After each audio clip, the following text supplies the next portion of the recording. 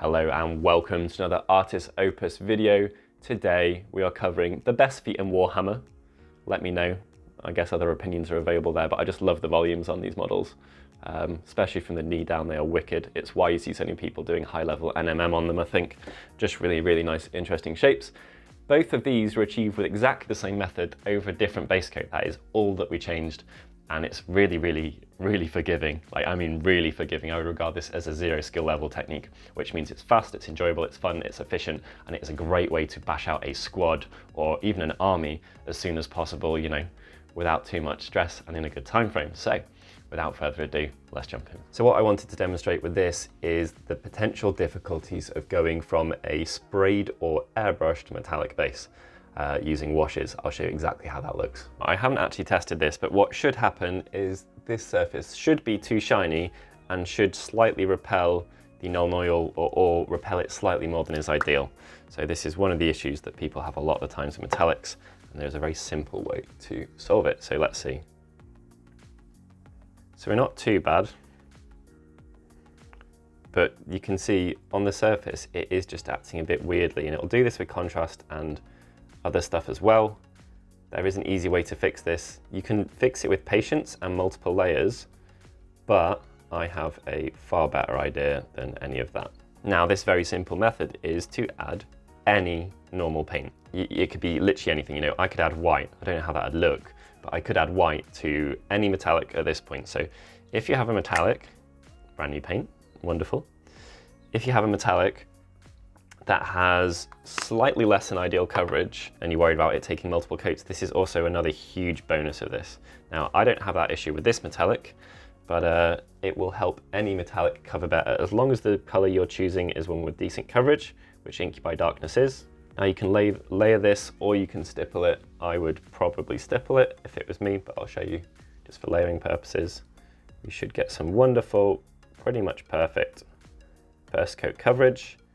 And because this isn't a pure metallic mix, the other bonus of this is washes will sit more readily on top of it. Now, the greave that we did previously, it doesn't look bad, there's nothing wrong with it, but that looks like a piece where you really want the stuff to just run to the recesses and barely cover the surface. If we want to be able to tint this stuff heavily, then making it less shiny, less satin is only going to help us out, and this will be awesome for it. So we've dried nicely here. It's not an absolutely perfect base coat. You could do one more if you wanted to get it absolutely spot on. We're going to be covering up a fair bit though. Just to remind you guys, here's how the other one looked. It looks cool, but it basically looks like we've done an oil wash now, which is a useful thing for other styles of painting, but isn't what we're going for today. So let's see what happens if we put a little bit of null oil on this. I'm going to use it neat.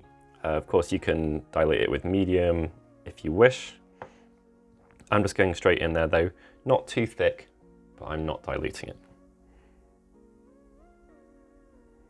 There we go, lovely. So what we've got is we've now got something that is ready to sit on the surface we've made. It's going to work quick. We don't want to have stuff that's partially dried getting hit by new additions to the wash. Already got one of those there. Don't worry if this looks a little bit sketchy at this stage.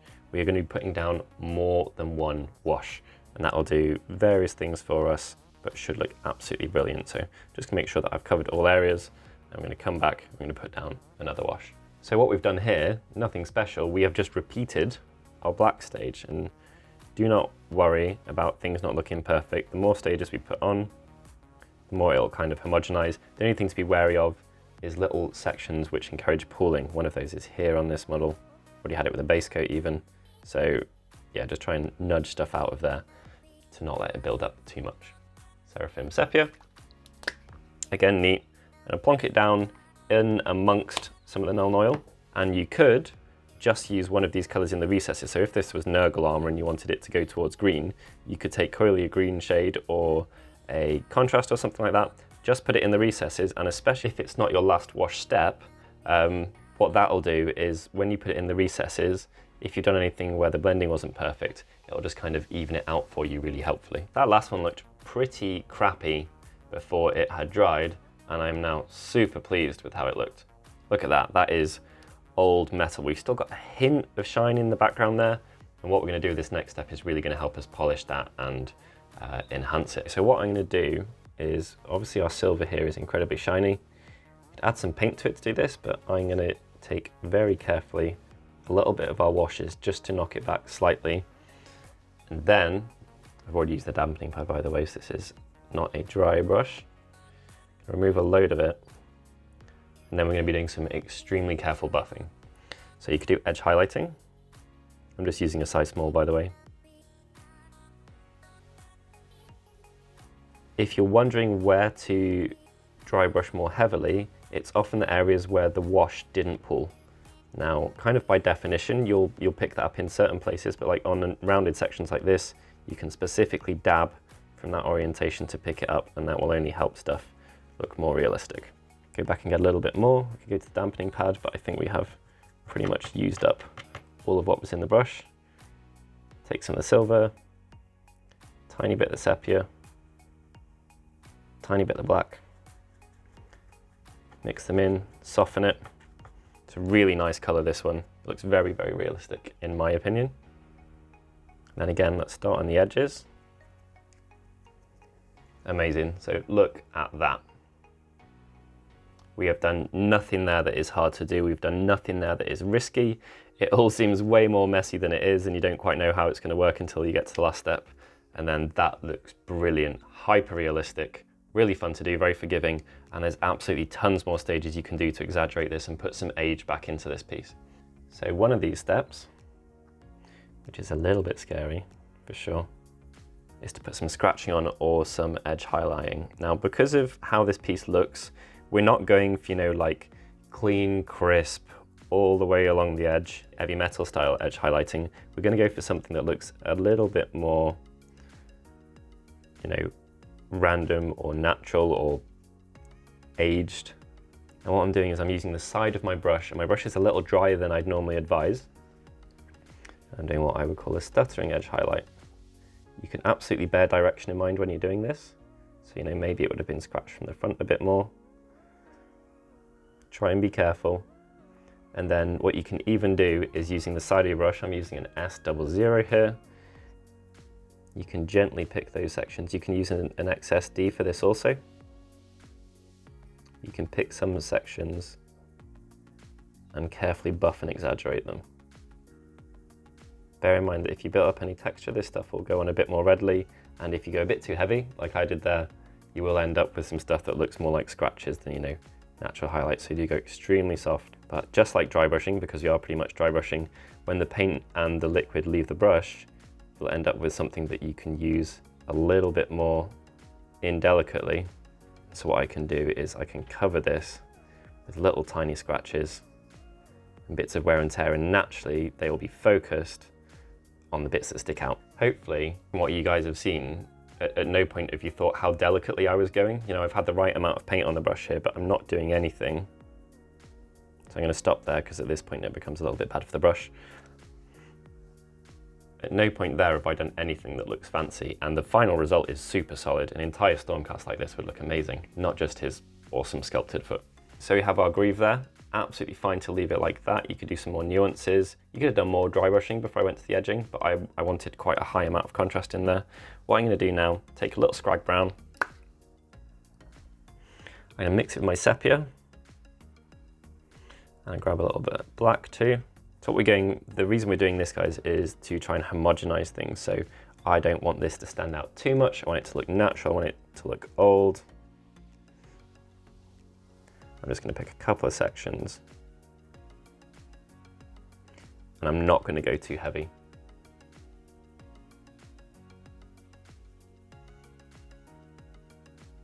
Great way to hide anything that you're not particularly pleased with. The joys of weathering. You guys can probably guess what's coming next. I do like using this sequence of colors. Still though, we are going to grab some sepia.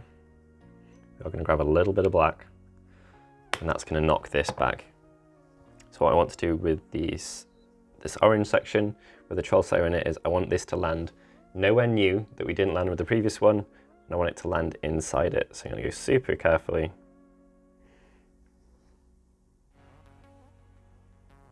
Don't worry if any of this goes a little bit too heavy, you know, it is nature.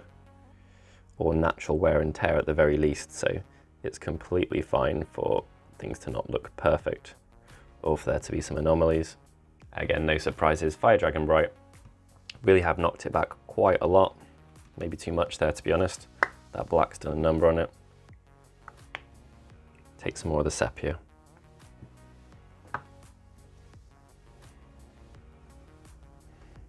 And exactly like the last step,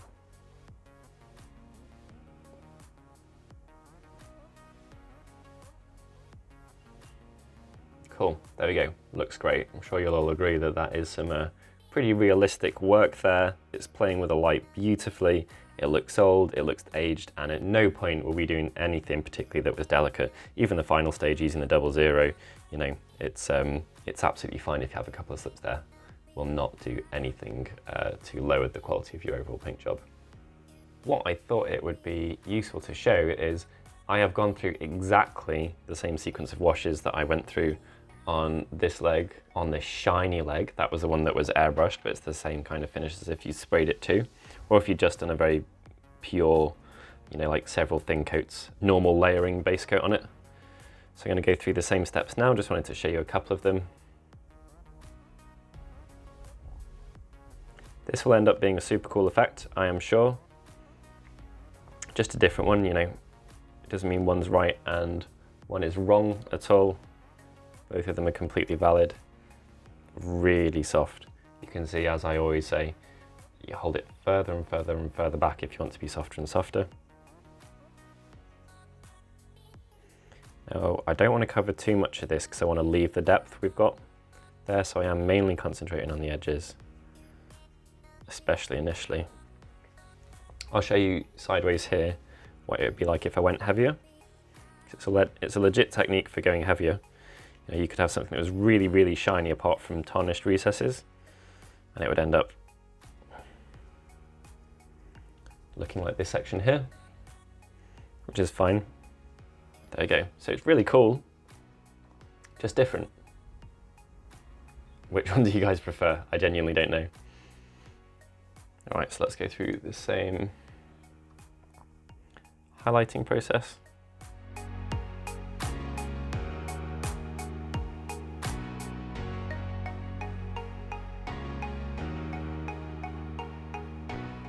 There we go. So again, keep the comparison rolling. It's just two different approaches using exactly the same stuff over a different base coat, and the end result is so different, but both of them are completely valid. Again, with the weathering done and the rusting, I really don't know which of these is my preference. Both got pluses, both got minuses.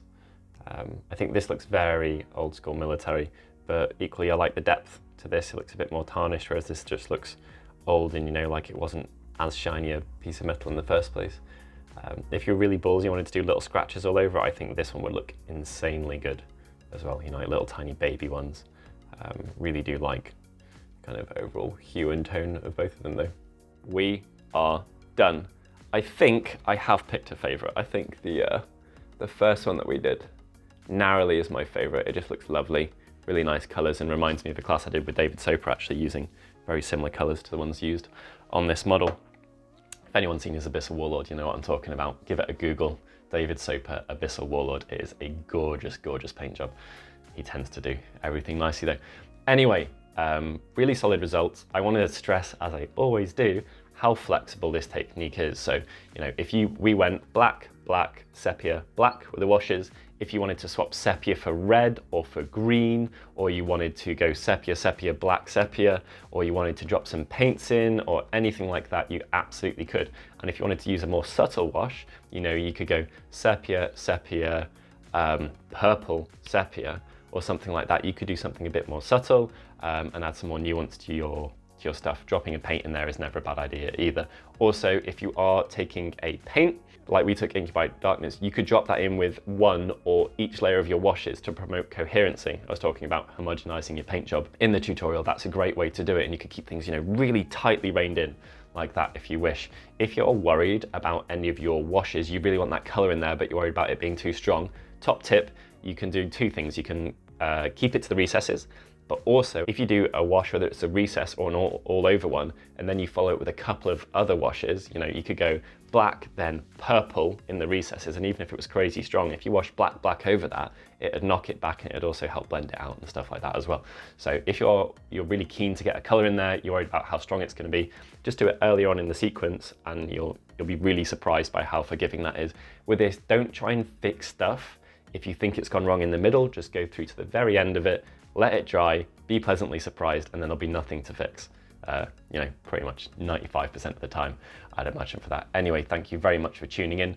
Please like, comment, subscribe, hit that bell notification to be notified for future content. Thank you to each and every one of you who has subscribed. 40K is an awesome number to be able to say that the channel is now on.